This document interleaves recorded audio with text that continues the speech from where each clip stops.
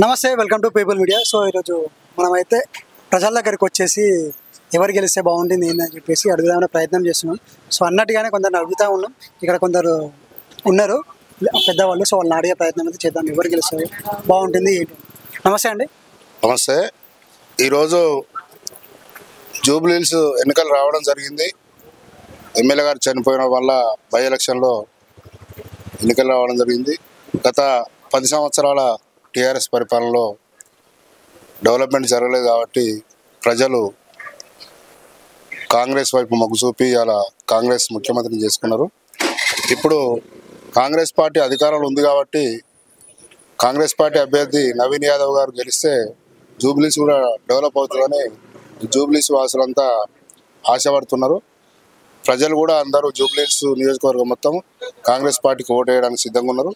నవీన్ యాదవ్ గెలిస్తే ముఖ్యమంత్రి గారి చొరవతోటి జూబ్లీహిల్స్ కాన్స్టిట్యూన్సీ కూడా డెవలప్ అవుతుందని మేము ఆశిస్తాం.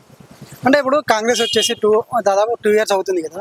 సో కొన్ని వాళ్ళు ఇచ్చిన హామీలు కొన్ని నెరవేర్చలేదు కదా అని చెప్పేసి కూడా మాట్లాడుతున్నారు. అంటే దానివల్ల ఏమైనా ఎఫెక్ట్ అవుతుంది అనుకోవచ్చా ఏంటి?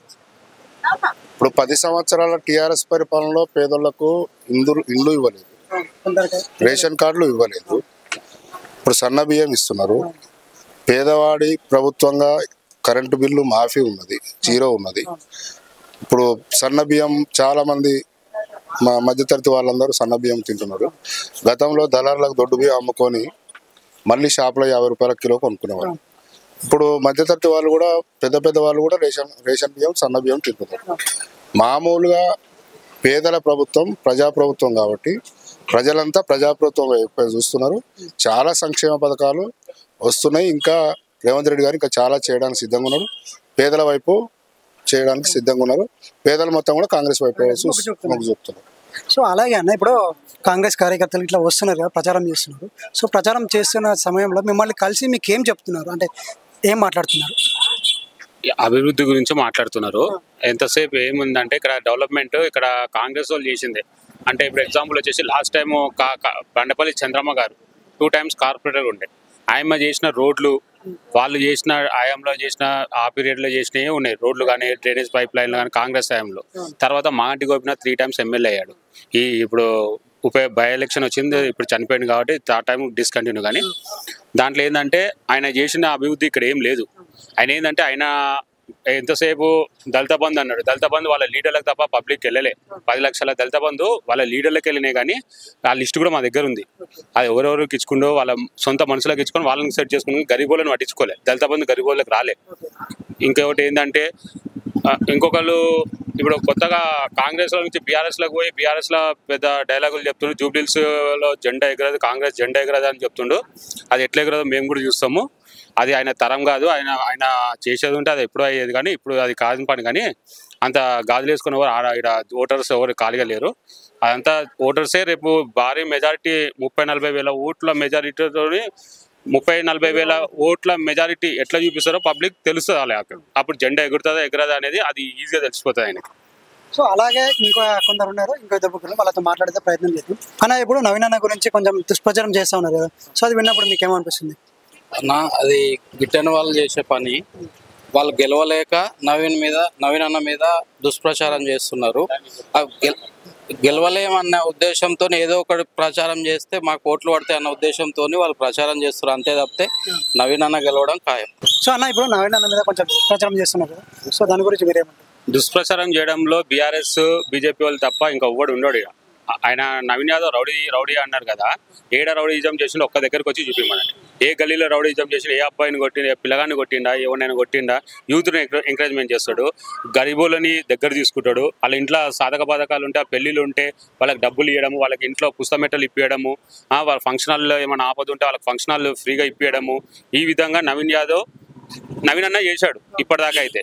సో నిజానికి ప్రజల ప్రతి ఒక్కరి మాట జూబ్లీహిల్స్లో సో నవీన్ అనే చెప్పేసి రాదు, నవీన్ అన్న అంటారు. అంటే ఇంట్లో మనిషి లాగా చేసుకున్నారు, అంతా ఓన్ చేసుకున్నారు. ఫ్యామిలీ మెంబర్ లాగా మాకు ఒక పెద్దన్న లాగా ఉంటాడు మాకు నవీన్ అన్న అంటే.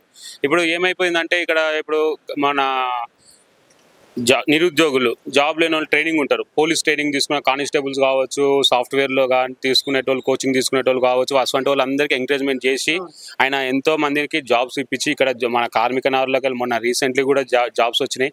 ఆయన అందరికీ దగ్గరుండి ఈ పార్టీ ఆ పార్టీగా పార్టీలకు అతిరేకంగా ఆయన చేసింది నవీన్ అన్న.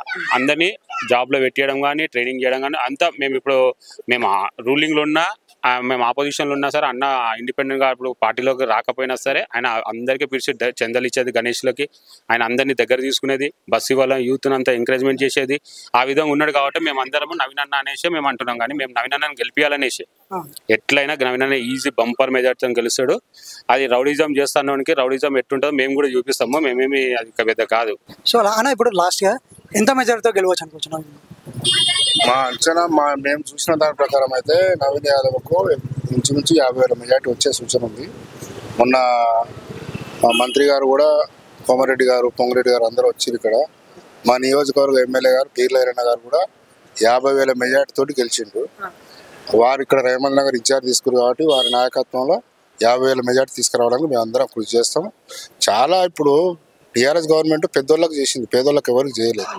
మనం చూడడం కూడా రేషన్ కార్డు రాక చాలా మంది హాస్పిటల్లో బిల్లులు రాక చాలా అతి కష్టాలు పడ్డారు. పెళ్ళిళ్ళు అయ్యి ఇళ్ళల్లో ముగ్గురు కొడుకులు కూడా పెళ్ళైన వాళ్ళు కూడా రేషన్ కార్డు లేక వాళ్ళు దేనికి అర్హులు కాలేదు. ఇందిరా మిల్లు కాలేకపోయారు, పోతే హాస్పిటల్ బిల్స్ కానీ ప్రతి దానికి అర్హులు కాలేకపోయారు. కొత్త రేషన్ కార్డులు వచ్చినాయి, మంచిగా అందరు సంతోషంగా ఉన్నారు. ప్రజలంతా జూబ్లీస్ వాసు కూడా అందరూ కాంగ్రెస్ వైపు మొగ్గు చూస్తారు. నవీన్ యాదవ్ బంపర్ మెజార్టీ 50,000 గెలుస్తాడు అన్న. ఇప్పుడు మీరు వచ్చేసి మీ ఎమ్మెల్యే వచ్చేసి బీర్లా ఎలయ్య అన్నారు, అంటే మీ కాన్స్టిట్యూన్సీ ఇక్కడే కాదు, ఎక్కడ అదే అసలు? మాది ఆలేరు కాన్స్టిట్యున్సీ, యాదాద్రి భువనగిరి జిల్లా. అక్కడ మేము మా ఎమ్మెల్యే గారు కూడా చాలా ఉత్తముడు, చాలా పేదలకు సహాయం చేసేవాడు. కాబట్టి అన్ని గత 10 సంవత్సరాలు టీఆర్ఎస్ ప్రభుత్వం పరిపాలించింది. కానీ ఆ ఎమ్మెల్యే ముఖ్యమంత్రి దగ్గర పోయేంత స్థాయి కూడా లేదు. ఆ ముఖ్యమంత్రి గారు కూడా ఎమ్మెల్యేలను మంత్రులను కూడా దగ్గర రానిచ్చేవాడు కాదు. ఇప్పుడున్న ముఖ్యమంత్రి ఎమ్మెల్యేలందరినీ దగ్గర రాణిస్తాడు. మా ఎమ్మెల్యే గారు గెలవగానే ప్రభుత్వం ఇప్పించింది. ఇప్పుడు అవసరమైతే మంత్రి పదవులు రాబోతుందని అవకాశం ఉందని అంటున్నారు. వస్తే సంతోషం. ఇంకా నిరంతరం కృషి చేస్తారు. పొద్దుగా లేచి సాయంత్రం తిరుగుతూనే ఉంటాడు. ఒక 20 ప్రోగ్రాంలకు అటెండ్ అవుతాడు. ప్రతిరోజు ఆయన బాగా పనిచేస్తాడు. మళ్ళీ ఇంకా 4 సార్లు ఆయన గెలిచే అవకాశం ఉంది.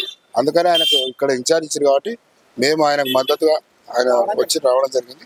ఇక్కడ నవీన్ యాదవ్ గెలుపు కృషి చేస్తాం. సో విన్నారు కదా, అంటే ఇక్కడ ఉన్న ఓటర్లే కాదు, ఇక్కడ ఉన్న ప్రజలే కాదు, సో వేరే డిస్ట్రిక్ట్ నుంచి వేరే నియోజకవర్గం నుంచి వచ్చి నవీన్ అన్న గెలుపు కోసం పోరాడుతున్నారు. నవీన్ అన్న గెలుపు కోసం ప్రచారంలో పాల్గొంటున్నారు. సో అంటే నవీన్ అన్న ఒక ఇంట్లో మనిషిలాగా అయిపోయారు. సో ఎవరికైనా హెల్ప్ కావాలంటే వాళ్ళ ఇల్లు తడితే చాలు, చాలా మందికి హెల్ప్ చేశారని కూడా చాలా మంది చెప్తా ఉన్నారు. సో ఇది అన్న చాలా మంది ఒక 50,000 మెజార్టీతో గెలవబోతున్నారు అని చెప్పేసి కూడా చాలా మంది మాట్లాడుతూ ఉన్నారు. లైక్ చేయండి, షేర్ చేయండి, సబ్స్క్రైబ్ చేయండి. మరిన్ని వీడియోల కోసం బెల్ సింబల్ పై క్లిక్ చేయండి.